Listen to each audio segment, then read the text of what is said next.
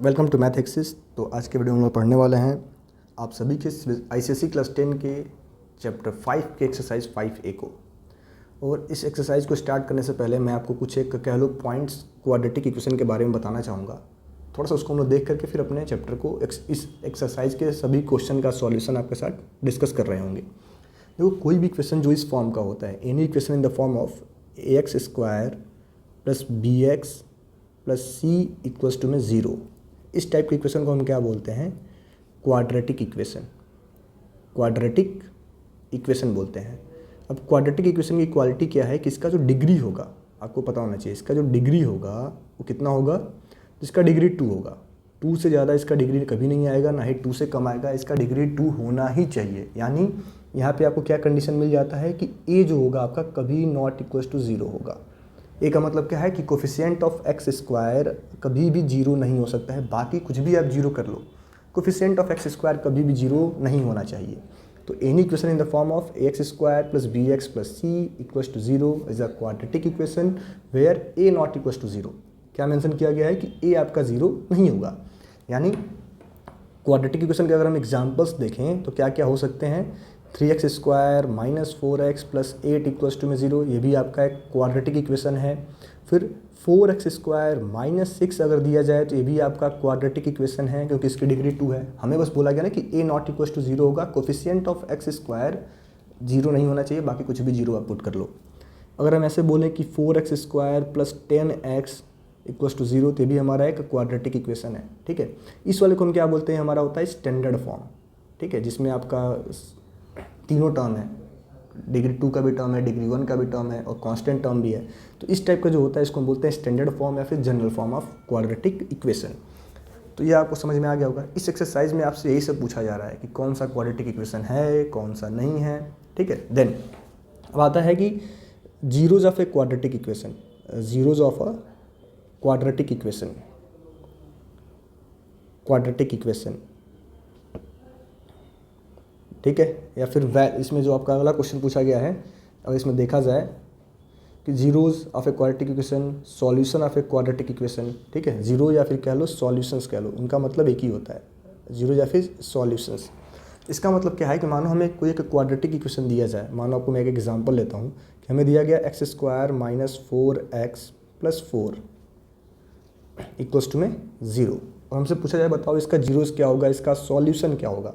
Suppose हम लोग x के प्लेस पे पुट करते हैं 2, हम लोग क्या पुट करते हैं? एक्स के प्लेस पे 2 पुट करते हैं यहाँ पे। तो इसका वैल्यू क्या आएगा? 2 का स्क्वायर माइनस 4 इंटू 2 प्लस 4। तो जब आप इसको सिंप्लीफाई करोगे तो 4 माइनस 8 प्लस 4, जो कि क्या हो जाएगा? 8 माइनस 8, अगेन आ गया हमारे पास 0।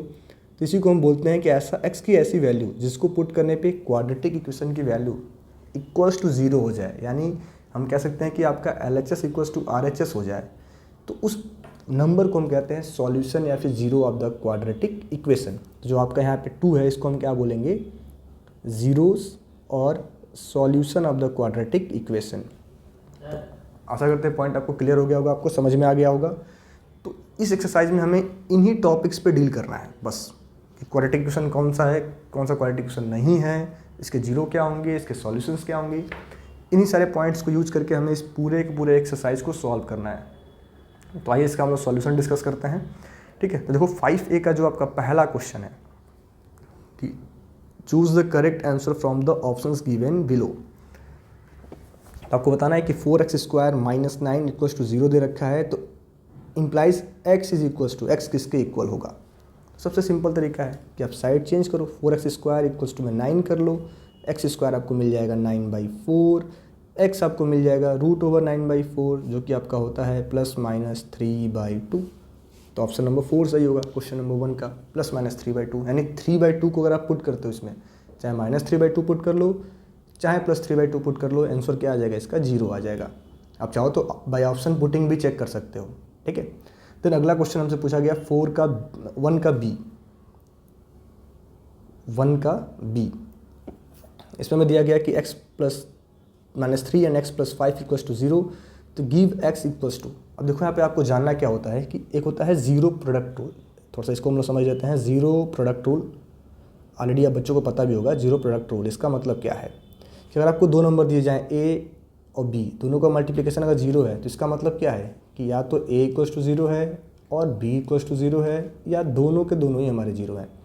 तो ही 0 आ सकता है कि नहीं, दो नंबर को मल्टीप्लाई करने पे 0 आना तभी पॉसिबल है जब दोनों में से कम कोई एक 0 हो जाए। तो वही रूल हम लोग यहाँ पे अप्लाई करेंगे। हमें क्या दे रखा है, ठीक है, जीरो प्रोडक्ट रूल अगर हम यहाँ पे अप्लाई करते हैं तो हमें क्या दे रखा है कि x minus 3 and x plus 5 equals to 0। तो इसका मतलब क्या है कि या तो x माइनस 3 इक्वल्स टू 0 हो जाएगा या फिर x प्लस 5 आपका इक्वल्स टू 0 हो जाएगा। तो x इक्वल्स टू आ गया 3 और आपका x इक्वल्स टू आ जाएगा -5। तो ये आपका सॉल्यूशन है 3 और -5, ठीक है। देन अगला क्वेश्चन हमारा है क्वेश्चन नंबर 1 का C, ठीक है। देखो अब यहाँ पे आपसे बोला गया रूट्स, मैं आपको 3 टर्म बता दूँ, रूट बोले, कहीं पे आपको जीरोस बोल दे, कहीं पे आपको या फिर सॉल्यूशंस बोल दे, तीनों का मतलब से हमें आपको कंफ्यूज नहीं होना है, ठीक है। तो यहाँ मैं क्या बोला कि -4 is a root of the this equation, तो find the value of k। Root का मतलब क्या है कि अगर हम x के प्लेस पे 4 पुट करेंगे तो आंसर क्या आना चाहिए 0। तो 4x² यानी कि 4 का square, k into 4 -4 equals to 0। तो आपको मिला 16 प्लस 4k -4 इक्वल्स टू 0, यानी 12 प्लस 4k हमें मिल गया 0 के इक्वल। तो 4k हमें क्या मिल जाएगा -12 मिल जाएगा। k की वैल्यू क्या आ गई -3 आ गई, हो गया सॉल्व। k हमारा क्या आ गया -3, k की वैल्यू आ गई -3। तो c का ऑप्शन नंबर 2 सही होगा, k होगा हमारा -3, ठीक है। फिर आपसे पूछा गया कि the equation this equals to 0 is satisfied by x equals to 2। Satisfied का मतलब क्या है कि अगर हम x के प्लेस पे 2 पुट कर रहे हैं तो हमारा LHS इक्वल्स टू क्या हो जाएगा RHS हो जाएगा। तो d को हम सॉल्व करते हैं, तो 2 इंटू में 2 का स्क्वायर -3 इंटू में 2 प्लस k इक्वल्स टू 0। देखो मैं कर क्या रहा हूँ, जहाँ जहाँ x दिया वहाँ मैंने 2 पुट कर दिया है। तो 2 into 4 -6 plus k equals to मिल गया हमको 0। तो यहाँ पे क्या मिला 8 -6 प्लस k मिल गया हमें 0। तो मिला 2 प्लस k हमें मिल गया 0। k की वैल्यू क्या आ गई, तो साइड चेंज करने पे -2, k हमारा आ गया -2। तो d का ऑप्शन नंबर 1 सही होगा, k हमारा होगा -2, ठीक है। देन अब अगला क्वेश्चन हमारा है क्वेश्चन नंबर 1 का E। हमें बोला गया कि if x² -7 equals to 0 the value of x is. अब देखो बच्चे हम मिस्टेक क्या करते हैं कि यहाँ पे आप बस x² -7 को आप क्या करोगे, आप बच्चों से गलतियाँ क्या होती हैं यहाँ पे हम लोग उसको डिस्कस करें कि बच्चे यहाँ मिस्टेक क्या कर देते हैं, ठीक है। देखो मिस्टेक क्या होता है, मिस्टेक होगा कि आप ऐसे करोगे x² -7x इक्वल्स टू 0 दिया है तो हम लोग इसको ऐसे सॉल्व करते हैं कि x² इक्वल्स टू 7x लिख देंगे और x इक्वल्स टू 7 कर देंगे। ये गलत है। आपको कैसे करना है, आपको इसको सॉल्व करने के लिए इस टाइप का कहीं भी केस दिख जाए तो यहाँ पे x को करना है कॉमन। यहाँ पे हम x को करेंगे कॉमन तो हमें मिलेगा x common x -7 equals to 0। तो अब हम अप्लाई करेंगे जीरो प्रोडक्ट रूल। तो या तो x इक्वल्स टू 0 होगा या x -7 इक्वल्स टू 0 होगा। तो यहाँ से आएगा x की वैल्यू 7 और ये आपको मिल गया 0। तो इसका आंसर होगा 0 और 7, ठीक है। तो ये हमारे क्वेश्चन नंबर 1 का E का सॉल्यूशन रहा, जो कि आपका है 1E का सॉल्यूशन क्या आ गया,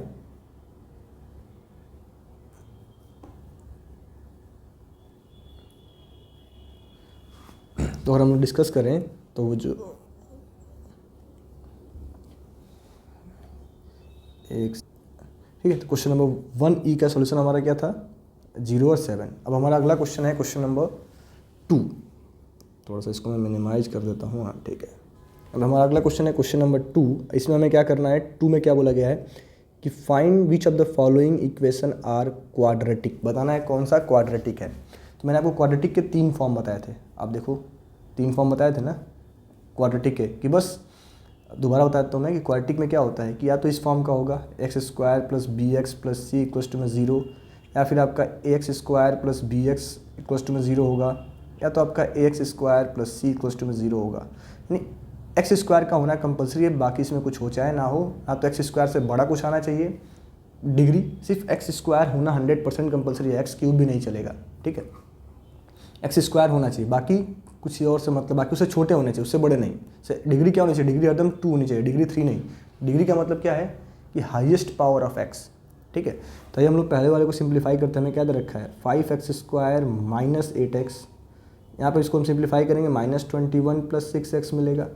अब कन्वर्ट करने पे 5x² minus 8x minus 6x plus 21 equals to में 0 मिल गया हमें, यानी 5x² minus 14x plus 21 equals to 0। तो देखो आपका स्टैंडर्ड फॉर्म में है ना, इस फॉर्म का है, मतलब पहला वाला हमारा क्वाड्रेटिक इक्वेशन तो है, पहला वाला हमारा है, ठीक है। बाकी अब अदर्स को सिंप्लीफाई करके चेक करते हैं। पहला तो मान लो हो गया, पहला तो है भाई, बाकी जो है उनको चेक करते हैं ना। दूसरे में क्या दे रखा है हमें, दूसरे में दिया रखा है कि x-4 एंड थोड़ा सा इसको मैं यहाँ चेक करता हूँ। जो दूसरा क्वेश्चन हमें इसमें दे रखा है x-4 and 3x + 1 equals to में 3x - 1 एंड x + 2, ये हमें दे रखा है। इसको हम लोग चेक करते हैं दूसरे वाले में। तो अगर इनको मैं सिंप्लीफाई करूँ तो मल्टीप्लाई करेंगे x से दोनों में, तो हमें मिलेगा 3x² + x minus 12x minus 4, और यहाँ क्या मिलेगा अगेन 3x से x में तो 3x², 3x से 2 में तो plus 6x minus x minus 2। देखो यहाँ पे होगा क्या कि 3x² से हमारा 3x² कैंसिल, तो x² वाला कोई टर्म ही नहीं है। मैंने आपको बोला है कि x² हमारा 100% कंपलसरी होना चाहिए, मतलब ये हमारा क्वाड्रेटिक इक्वेशन नहीं है। अब अगर हम लोग दूसरा चेक करें, थर्ड वाला चेक करें, अगर हम लोग थर्ड वाला चेक करते हैं, इसमें हमें दे रखा है 4x³ 7x³ minus 2x² plus 10, और यहाँ पे हमें दे रखा है 2x - 5 का होल स्क्वायर, ठीक है। तो ये आपका होगा 7x³ माइनस 2x² प्लस 10, और जब इसको आप सिंप्लीफाई करोगे किस फार्मूले से, a + b का होल स्क्वायर, जो कि होता है a² + b² + 2ab। जब आप यहाँ पे इसको अप्लाई करोगे तो हमें क्या मिलेगा 4x² प्लस 25 प्लस में माइनस में 20x, ठीक है। तो आप क्या देख पा रहे हो कि इस वाले पर्टिकुलर क्वेश्चन में हमारा डिग्री क्या होगा। अब इसको हम कितना भी सिंप्लीफाई कर लें तो x³ तो हमारे पास रहेगा ही रहेगा, तो डिग्री क्या हो जाएगा 3, और मैंने आपको बताया है डिग्री क्या होना चाहिए 2, मतलब जो थर्ड वाला भी है आपका, ये भी हमारा क्वाड्रेटिक इक्वेशन नहीं है, ये भी हमारा क्वाड्रेटिक इक्वेशन नहीं है। तो ये आपके क्वेश्चन नंबर 2 के तीनों पार्ट्स के सॉल्यूशन है। देन अगला हमारा है क्वेश्चन नंबर, कह लो अगला जो हमारा है क्वेश्चन नंबर 3, हम लोग उसका सॉल्यूशन डिस्कस करते हैं। और अगर वीडियो आप सभी को अच्छा लग रहा है तो अपने दोस्तों के साथ इस वीडियो को ज़रूर शेयर करो आप, ठीक है। आइए हम लोग 3 को डिस्कस करते हैं ना। पहले क्वेश्चन नंबर 3 में हमें क्या बोला गया, क्वेश्चन नंबर 3 में हमें क्या बोला गया कि is x = 5 is a solution of the equation. थोड़ा सा बड़ा करते हैं, is x = 5 is a solution of the equation. तो सॉल्यूशन का मैंने आपको क्या बता रखा है कि यहाँ इसकी वैल्यू पुट करो, अगर आंसर 0 आ जाए तो सॉल्यूशन है, वरना नहीं है, ठीक है। तो कैसे आप चेक करोगे, तो हम लोग कैसे चेक करेंगे, तो हम लोग क्या लिखेंगे कि सब्सटीट्यूटिंग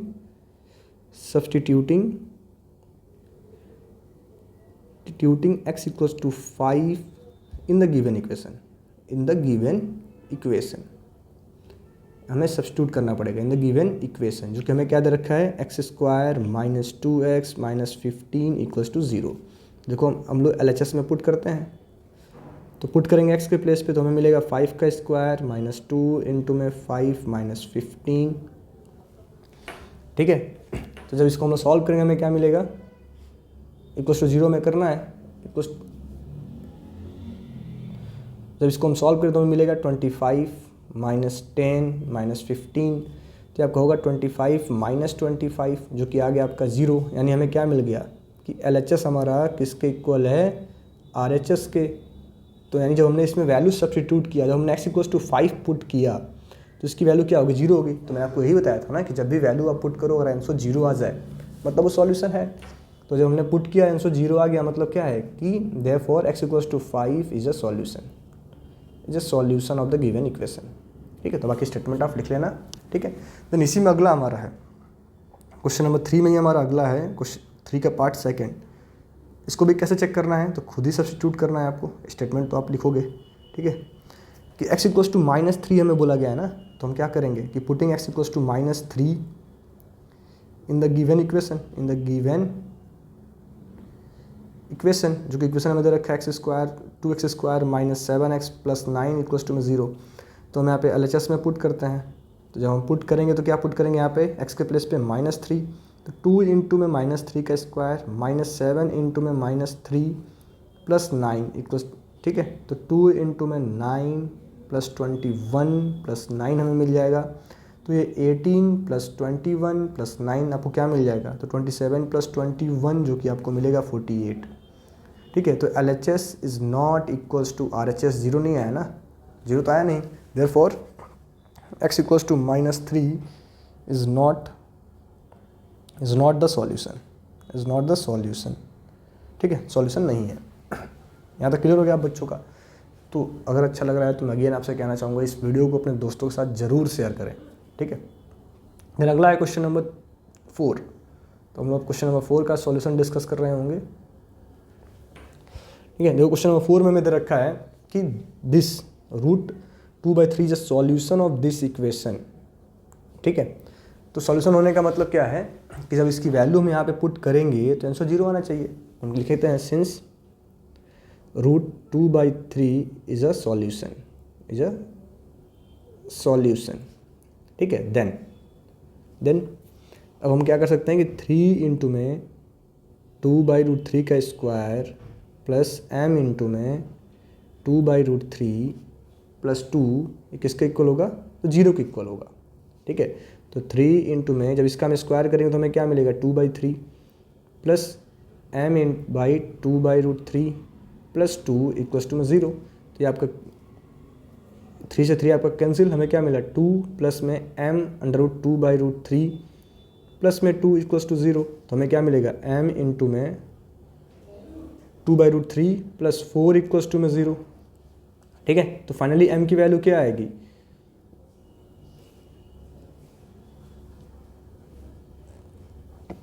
तो m इंटू में 2/√3 हमें क्या मिल गया -4, ठीक है, हमें क्या मिल गया -4। तो अगर आप देखोगे तो m का वैल्यू क्या आएगा, आपको साइड चेंज करना होगा। अब m की वैल्यू कैलकुलेट करने के लिए हमें करना होगा चेंज साइड, ठीक है। तो आखिर इसको हम कैसे कर पाएंगे, तो देखो आप इसको कैसे कर सकते हो। तो m इक्वल्स टू हमें क्या मिलेगा -4 इंटू में √3/√2। अब इसके लिए आपको क्या करना होगा, तो आपको इसके लिए करना होगा रेशनलाइज कैसे करते हैं, तो √2 से ऊपर नीचे मल्टीप्लाई कर लें हम लोग। तो हमें मिल जाएगा m इक्वल्स टू में -4 इंटू में √3 इंटू में √2/2।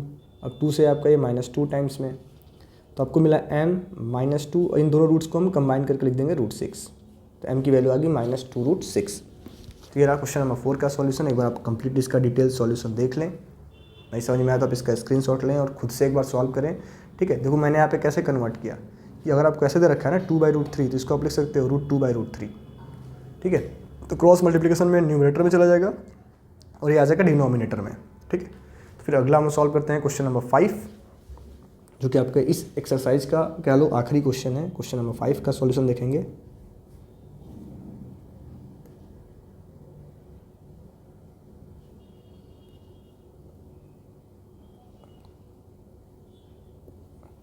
ठीक है, देखो क्वेश्चन नंबर 5 में हमें क्या बोला गया,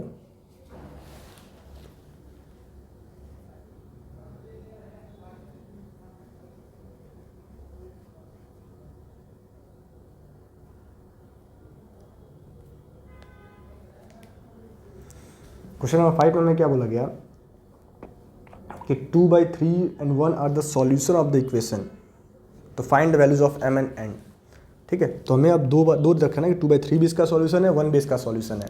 तो since 2/3 and 1 are the solution of the given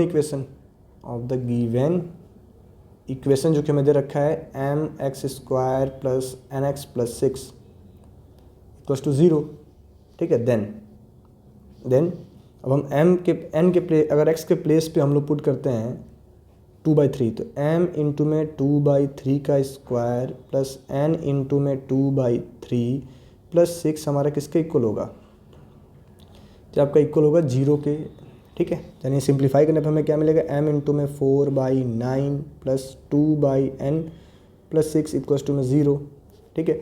again जब वहाँ पे हम एलसीएम लेंगे तो हमें क्या मिल जाएगा, जब अगर यहाँ पे हम एलसीएम लेते हैं तो हमें क्या मिल जाएगा,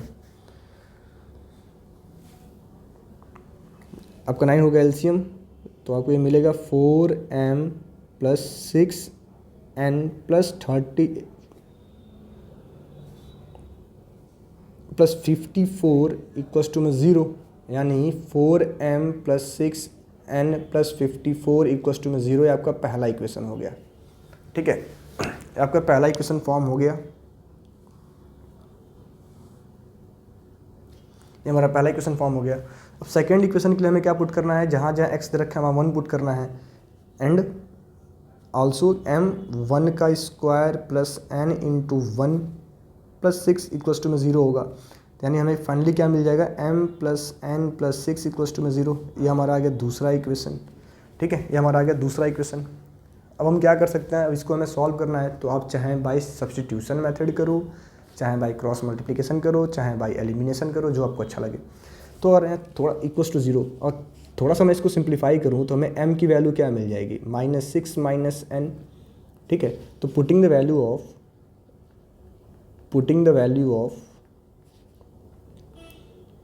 थोड़ा सा इसको मैं मिनिमाइज कर लेता हूँ, putting the value of m equals to में -6 माइनस n इन इक्वेशन 1, तो मुझे क्या मिल जाएगा, 4 times -6 minus n plus 6n plus 54 equals to में 0, यानी -24 minus 4n plus 6n plus 54 equals to में 0 मिलेगा हमें, जो कि क्या हो जाएगा, हमें मिल जाएगा फाइनली यहाँ पे plus 2n plus 54 minus 24 equals to में 0, जो आपको मिलेगा 2n प्लस 30 इक्वल्स टू में 0, यानी 2n आ गया हमारा -30, तो n की वैल्यू क्या आ जाएगी, n आएगा आपका -15, n आएगा आपका -15।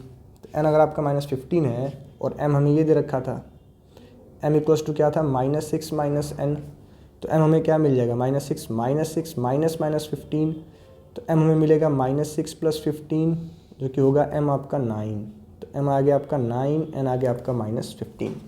तो ये क्वेश्चन नंबर कह लो 5 का सॉल्यूशन रहा। तो आशा करते हैं कि एक्सरसाइज 5A का सॉल्यूशन आप बच्चों को अच्छे समझ में आया होगा। तो फिर नेक्स्ट वीडियो में आपको बताया जाएगा इस चैप्टर के एक्सरसाइज 5B का सॉल्यूशन।